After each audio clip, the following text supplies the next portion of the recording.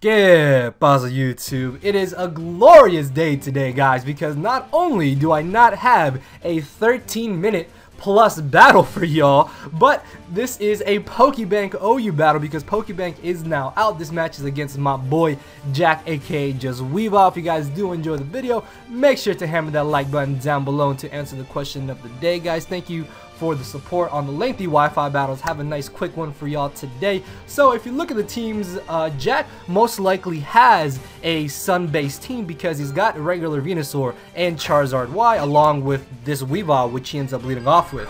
Now, normally when a Pursuit Trapper is paired up with a Zard form, it's typically Charizard Y, just so the Pursuit Trapper can get rid of things like Latios and Latios that stop Charizard Y in its tracks. So Weavile and Charizard Y are easily the two biggest threats in this match. So he ends up leading off with himself as I lead off with my Landers. Now, because he probably thinks I am Scarfed, he's going to switch out into his Jellicent. As I am not Scarfed, I'm actually Double Dance Z move, and then I bring in my Keldeo because Keldeo can't do anything to Jellicent. I then double out into my Amoonguss as he ends up missing the Will-O-Wisp, which does kind of suck, but that miss doesn't matter in the long run. So here I'm going to switch into my Heatran, hoping that he would go for the Will-O-Wisp again, but he ends up going for the Taunt, which really sucks because I can't get on my Stealth Rock. So I'm going to switch into my Tapu Lele in hopes that he goes for either the Scald or maybe tries to predict me to switch out, but he actually ends up switching out into his Charizard Y. And now that it's only been like 5 turns, I can finally go for an offensive move here. I am Modest Mind Plate Tapu Lele, so I'm going to go for the Psyshock and do a clean 51% to this Excadrill. Now, because I don't want to take a possible Earthquake or Iron Head, I'm going to switch out into my Landorus as he actually switches into his Weavile, expecting me to be locked into Psyshock. Now, much like the first turn of this match, I don't want to stay in against this Weavile, and my only real switch into Weavile is my Keldeo, as he actually ends up going for the Icicle Crash. Even at -1, that still does a pretty respectable amount of damage to my Keldeo. Now, he doesn't want to fear me being Scarfed, so what I'm going to do here is pull a double switch back into my Heatran, predicting him to try and bring in the Jellicent, which 100% walls my Keldeo. Even though I do have HP Electric, it's not going to be doing anything to Jellicent because I'm not Spexed.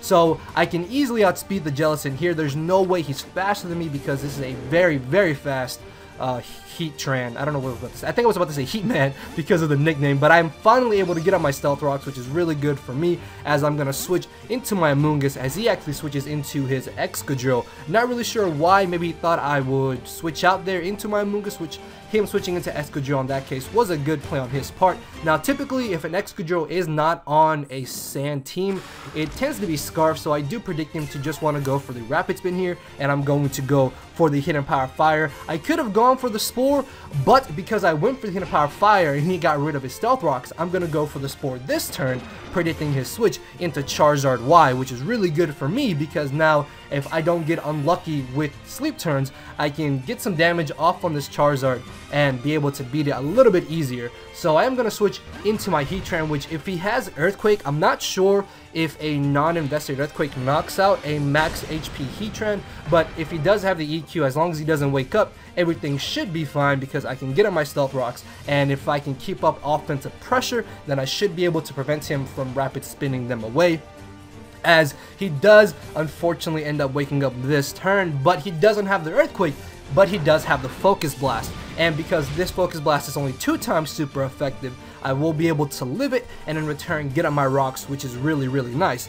Unfortunately though, I have literally nothing that can switch into this Mega Charizard Y, which actually looks really cool shiny. So he is going to be able to hit 2 Focus Blasts in a row, and if I'm not mistaken, the chances of hitting 2 Focus Blasts in a row is like 40 or like 49%, something like that. So it's not that big of a deal that he did hit it. Honestly, I had no move to get off too much damage on Charizard anyways outside of a Lava Plume, but here I will be able to bring in my Tapu Lele, and he doesn't want to risk me potentially being Scarfed or Assault Vested, so he's going to switch into his Weavile. Now, I'm pretty positive that he's going to try and to Pursuit Trap my Tapu Lele, so I make an aggressive play and I stay in here predicting him to Pursuit, and because I am not choice in any way. I'm Mind Played, as I mentioned. I will be able to switch up moves here and knock out this giant threat that is Weavile, which is really great. Now all I have to worry about is Mega Charizard Y, which is going to be able to bring back in here, and much like earlier, I have nothing that switches into this giant. Why is Megazord Y's tail so close to his trainer? I feel like Jack would be set on fire, right? I just caught that. I feel like it would be set on fire if that tail was. That's actually kind of bothering me.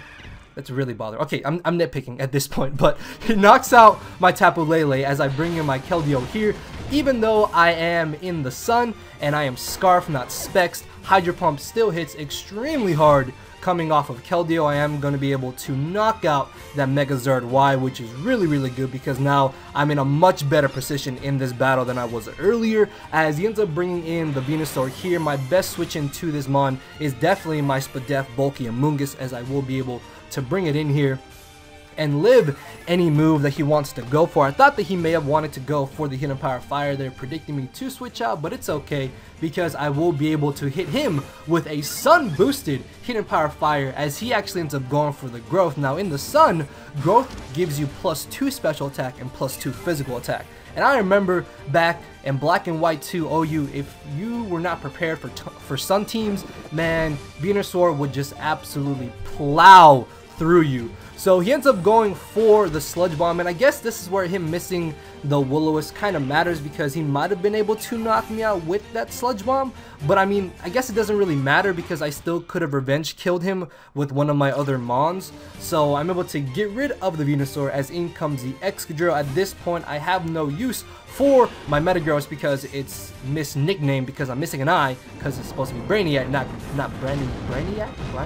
I don't know. But he knocks me out with the Earthquake, and because I'm pretty positive he's locked into Earthquake, I can now get a free switch into my Landers, which will be able to go for the Swords Dance. And after Swords Dance, I will be able to knock out the Jellicent with the Earthquake depending on his spread, but I don't want to risk him potentially being max defense, max HP Jellicent, which with the spread that this Landers has, only has about an 85% chance to get knocked out by the Earthquake. So what I can do is go for the Rockium Z Stone Edge, which is going to turn this into Continental Crush, making it a base 180 rock type move, making it a little bit stronger than Earthquake and guaranteeing me to knock out Jellicent even if he was max defense, max HP, as he ends up bringing in the Excadrill. Unless he flinches me 2 turns in a row, there's really nothing that he can do to me. And even though I do have Rock Polish on this Landers, after a Rock Polish, I'm not running enough speed to outspeed Jolly max speed Excadrill.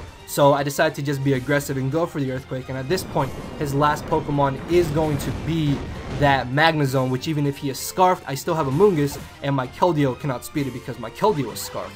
So he turns out to not be Scarfed, and Landers is going to be able to clean up the game here and pull us out the victory. I really felt like Jack had team advantage in this battle, but luckily making those early aggressive double switches and switches allowed me to get on my rocks and not miss predicting against that Zard Y definitely helped me, because I almost HP Electric on it instead of going for a Hydro Pump, and I was able to save my Keldeo. So good game to my boy Jack, guys. Make sure to answer the question of the day, hammer that like button down below, subscribe if you would like to see more content, and make sure to go check out my opponent. His channel link is down in the description. Hopefully you guys did enjoy the video, and if you did, then I will see you all tomorrow. So thank you all for watching, guys. Later, everybody.